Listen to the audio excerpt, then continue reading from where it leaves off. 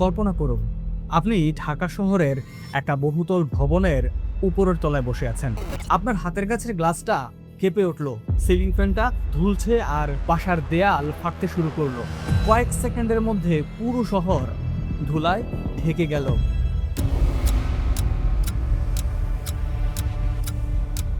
বিশেষজ্ঞরা বলছে ঢাকা থেকে মাত্র ১০০ কিলোমিটার দূরে যে ফাটলটা আছে সেটা ফাটলে প্রায় ১ কোটি মানুষ মৃত্যু ঝুঁকিতে পড়বে। গত ১ বছরে ভারতীয় উপমহাদেশে ছোট বড় মিলিয়ে প্রায় ১০০রও বেশি ভূমিকম্প হয়। এখন প্রশ্ন হচ্ছে, এটা কি কাকতালীয় না বড় কোনো ভূমিকম্পের পূর্বাভাস? প্রথমেই বুঝতে হবে ভৌগোলিক অবস্থান। বাংলাদেশ ৩টি টেকটনিক প্লেটের উপর অবস্থিত: ইন্ডিয়ান প্লেট, ইউরেশিয়ান প্লেট এবং বার্মিজ প্লেট। এই প্লেটগুলো একে অপরের সাথে ঘষা খাচ্ছে আর প্রতিনিয়ত মাটির নিচে চাপ তৈরি করছে। বিশেষ করে ডাউকি ফল্ট আর মধুপুর ফল্ট নিয়ে বিজ্ঞানীরা দীর্ঘদিন ধরে চিন্তিত।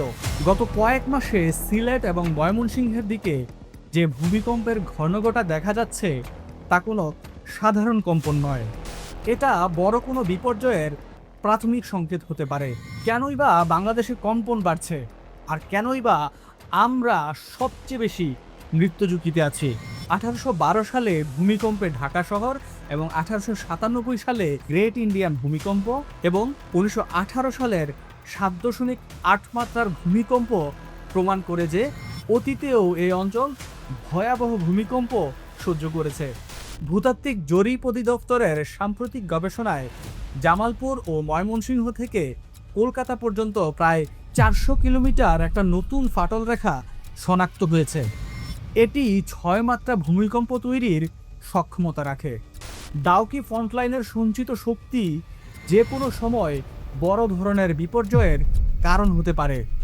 আন্তর্জাতিক বিভিন্ন গবেষণার তথ্য অনুযায়ী ঢাকায় রিক্টার স্কেলে সর্বোচ্চ 8 মাত্রার ভূমিকম্পের আশঙ্কা রয়েছে।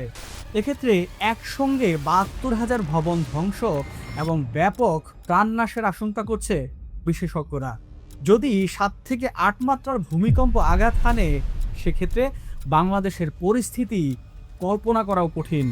গ্যাস, বিদ্যুতের লাইন ছিঁড়ে গিয়ে শহরে ভয়াবহ অগ্নিকাণ্ড হতে পারে। পানির অভাবে পয়ঃনিষ্কাশন অবস্থা ভেঙে পড়া এবং যাতায়াত স্থবির হয়ে পড়বে। এটি কেবল একটা প্রাকৃতিক বিপর্যয় নয়, বরং এটি হবে একটা মানবিক বিপর্যয়। রাজুকের তথ্য মতে আমাদের শহরের বেশিরভাগ ভবনই ভূমিকম্প সহনশীল নয়। বাংলাদেশের মাটির একটা বড় অংশ নরম পলিমাটি। ভূমিকম্পের সময় এই মাটি মুহূর্তেই বালি এবং পানির মিশ্রণের মতো হয়ে যায়, যার ফলে বহুতল ভবনগুলো আস্ত মাটির নিচে দেবে যেতে পারে। এখন প্রশ্ন হলো, আমরা কি করতে পারি?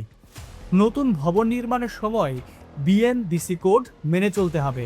2, পুরনো এবং ঝুঁকিপূর্ণ ভবনগুলোকে বিশেষজ্ঞের পরামর্শ নিয়ে শনাক্ত করা বা রেট্রোফিটিং করতে হবে। আমাদের ভবনগুলো কি ন্যাশনাল বিল্ডিং কোড মেনে তৈরি? এটি সবচেয়ে বড় দুর্বলতা। ভূমিকম্পের সময় আতঙ্কিত না হয়ে ড্রপ কাভার অ্যান্ড হোল্ড পদ্ধতি মেনে চলা, পরিবারের সঙ্গে একটা এমার্জেন্সি কিট অথবা পালানোর পথ আগে থেকেই নির্ধারণ করা। বন্ধুরা, ভূমিকম্পে ভয় পাওয়ার কিছু নেই, কিন্তু আপনার সচেতন থাকাটা জরুরি। আমরা উন্নয়নের নামে মাটির নিচের এই ভারসাম্যকে উপেক্ষা করতে পারি না। এই ভিডিওটি আপনার পরিবারের সাথে শেয়ার করুন, কারণ সচেতনতাই আপনার বাঁচার প্রথম শর্ত। আপনার এলাকা কি কম্পন অনুভূত হয়েছে? কমেন্টে জানান।